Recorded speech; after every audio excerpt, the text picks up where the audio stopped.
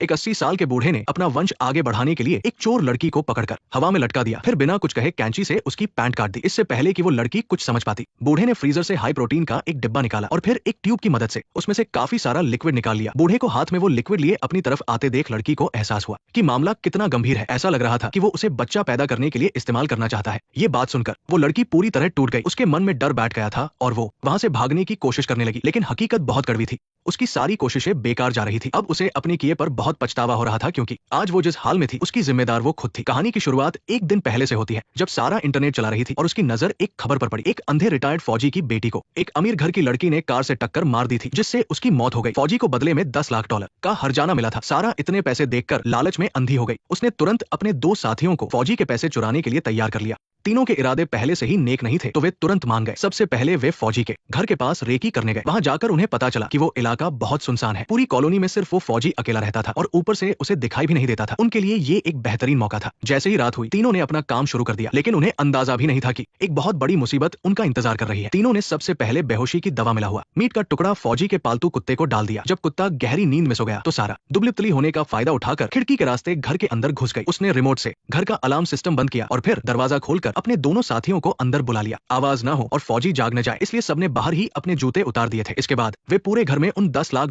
को ढूंढने लगे। तभी डेविड दबेपा फौजी के बेडरूम में घुस गया। उसने बड़ी चालाकी से बेहोश करने वाली दवा निकाली ताकि फौजी को पूरी तरह बेहोश कर सके। लेकिन जैसे ही उसने सिर उठाया, उसने देखा कि फौजी तो बिस्तर पर बैठा हुआ है। उसकी आंखें बिल्कुल डेविड की तरफ थी। डेविड इतना डर गया कि उसकी सांसें थम गई। वो बुद्ध बनकर वही खड़ा रहा ताकि फौजी को कुछ पता न चले। किस्मत अच्छी थी कि फौजी सच में अंधा था। वो बस बिजली जाने की वजह से उठा था। फौजी वापस लेट गया तो डेविड ने दवा वही जमीन पर रखी और चुपचाप कमरे से बाहर निकल आया। तभी बाहर खड़े उसके दोनों साथियों को एक बंद कमरा मिला, जिस पर ताला लगा था। उन्हें लगा कि पैसे पक्का इसी के अंदर होंगे। डेविड ने जोश में आकर तुरंत अपना औजार निकाला और ताला तोड़ने की कोशिश करने लगा, लेकिन वो दरवाजा दिखने में साधारण था पर बहुत ज्यादा मजबूत था। जब ताला नहीं टूटा तो डेविड को गुस्सा आ गया। उसने सीधा अपनी बंदूक निकाल ली। रॉकी ने ये देखा तो उसके होश उड़ गए। उसने जल्दी से समझाया कि अमेरिका के कानून के मुताबिक अगर कोई हथियार लेकर घर में घुसे तो घर के मालिक को उसे गोली मारने का पूरा हक है। रॉकी ने कहा, तुम बंदूक दिखाकर उसे हमें मारने का एक मौका दे रहे हो। तुम बस इस आदमी को अधिकार दे रहे हो कि वो हमें जान से मार दे। चलो यहाँ से रॉकी। इतना कहकर वो सारा को वहां से ले जाने लगा, लेकिन सारा जाने को तैयार नहीं थी। उसने ठान लिया था कि बिना पैसे लिए वो यहाँ से नहीं जाएगी। डेविड ने भी रॉकी की बात अनसुनी कर दी और बंदूक का निशाना ताले पर लगा दिया। जैसे ही गोली चली, रॉकी को किसी अनहोनी का एहसास हुआ। वो उन दोनों को छोड़कर अकेला ही वहां से निकल गया। डेविड ने अभी ताला खोला ही था कि सामने देखकर उसके पैर कांपने लगे। फौजी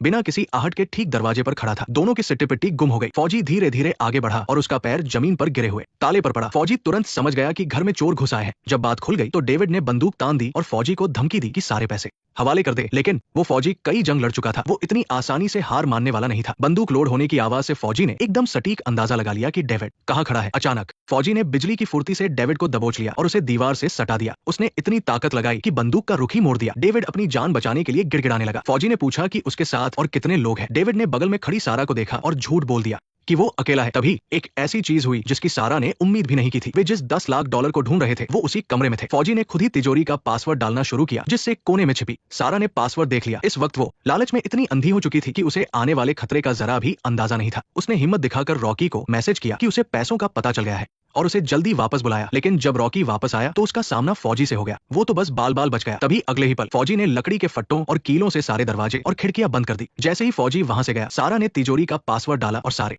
पैसे अपने बैग में भर लिए। वे भागने ही वाले थे कि तभी फौजी ने दरवाजा खोल दिया। अंधा होने की वजह से उसे पता नहीं चला कि सामने 2 चोर खड़े हैं। वो नीचे झुका और लाश को ठिकाने लगाने लगा। फौजी के हाथ में बड़ी बंदूक देखकर दोनों की सांसें फूल गई। वे बहुत सावधानी से दबे पांव पीछे हटने लगे। तभी रॉकी से गलती से कुछ आवाज हो गई और फौजी चौकन्ना हो गया। उसने अपनी बंदूक उठाई और चारों तरफ घुमाने लगा। जल्द ही बंदूक की नली सारा की तरफ हो गई। मौत को इतना करीब देखकर सारा इतनी डर गई कि उसकी आंखों से आंसू निकलने लगे। जब उसे लगा कि अब उसका बचना नामुमकिन है, तभी अचानक लाश के पास पड़े फोन की घंटी बज उठी। इससे फौजी का ध्यान थोड़ा भटक गया और वो फिर से लाश को ठिकाने लगाने में जुट गया। लेकिन जब वो कमरा साफ कर रहा था तो अचानक उसे पैरों की बदबू आई। वो उस महक का पीछा करते हुए आगे बढ़ा और उसे जमीन पर एक लड़की के जूते पड़े मिले। फौजी तुरंत समझ गया कि घर में कोई और भी छिपा है। वो फौरन वापस गया और अपनी तिजोरी चेक की। जैसा उसे शक था, उसकी सारी जमा पूंजी चोरी हो चुकी थी। ये देखकर फौजी गुस्से से लाल पीला हो गया। जब वो पैसों की चोरी से परेशान था, तभी अचानक अचानक उसे बेसमेंट से एक घंटी बजने की आवाज आई। दरअसल वे दोनों चोर बेसमेंट तक पहुंच चुके थे और वहां उन्हें फौजी का एक खौफनाक राज पता चला। उस अंधे फौजी ने वहां एक गर्भवती महिला को कैद कर रखा था। अब उन दोनों को समझ आया कि वे किसी घर में नहीं बल्कि एक शैतान की गुफा में आप फंसे हैं। रॉकी ने इशारे से सारा को तुरंत वहां से भागने के लिए कहा, लेकिन सारा के मन में ममता जाग गई और उसने उस महिला को भी साथ छुड़ाने का फैसला किया। उन्हें क्या पता था कि फौजी पहले से ही बाहर निकलने के रास्ते पर उनका इंतजार कर रहा है। अंधाधुंध गोलियां चलने लगी। रॉकी और सारा तो किसी तरह बच निकले, लेकिन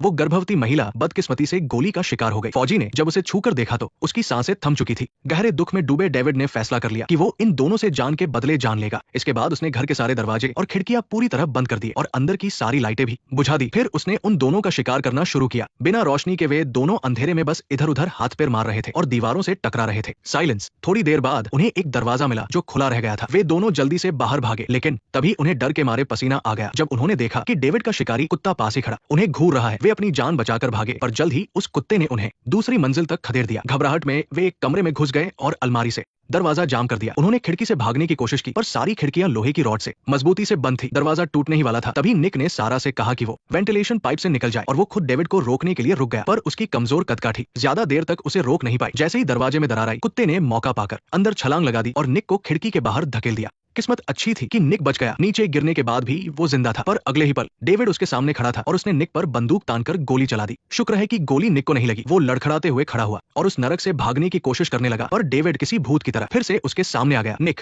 बुरी तरह डर गया और एक कोने में छिपकर अपना मुंह दबा लिया ताकि कोई आवाज न निकले। तभी उसे दीवार पर लटका एक हथौड़ा दिखा और उसने आखिरी दाव खेलने की सोची। जैसे ही डेविड करीब आया, निक ने हथौड़े से उस पर हमला कर दिया, पर डेविड पुराना खिलाड़ी था। निक उसका मुकाबला कैसे कर पाता। कुछ ही देर में डेविड ने उसे जमीन पर पटक दिया और उसे बुरी तरह पीटने लगा। जल्द ही निक अधमरा हो गया। फिर डेविड ने एक फावड़ा उठाया और पूरी ताकत से निक पर वार किया, पर उसे नहीं पता था कि उसने निक को नहीं बल्कि अपने मरे हुए साथी की लाश को मारा है। दूसरी तरफ सारा पाइप के अंदर बड़ी मुश्किल से रेंग रही थी। न जाने कितनी देर बाद वो पाइप के आखिरी छोर पर पहुंची। उसने जोर से लात मारकर ढक्कन खोला और जैसे ही उसे लगा कि वो अब आजाद है, एक बड़े से हाथ ने अचानक उसे वापस कमरे में खींच लिया। डेविड वहां पहुंच चुका था और उसने सारा को पकड़कर पीटना शुरू कर दिया। अपने पैसे चुराने वाली इस छोटी चोरनी को डेविड ने जान से नहीं मारा, क्योंकि उसके दिमाग में कुछ और ही चल रहा था। वो चाहता था कि सारा उस गर्भवती महिला की जगह ले और उसके बच्चे को जन्म दे। जब सारा की आंखें खुली तो उसने खुद को बेसमेंट के एक बिस्तर पर पाया। डेविड पास ही बैठा था और उसने सारा को सच बताया। वो मरी हुई औरत वही थी जिसने अपनी कार से डेविड की बेटी को टक्कर मारी थी। उसके पास बहुत पैसा और रसूख था, इसलिए वो जेल जाने से बच गई थी, पर डेविड ने अपनी बेटी को हमेशा के लिए खो दिया था। उसे लगा कि अगर उसने उसकी बेटी को मारा है तो उसे हर जाने के तौर पर एक बच्चा देना होगा, इसलिए उसने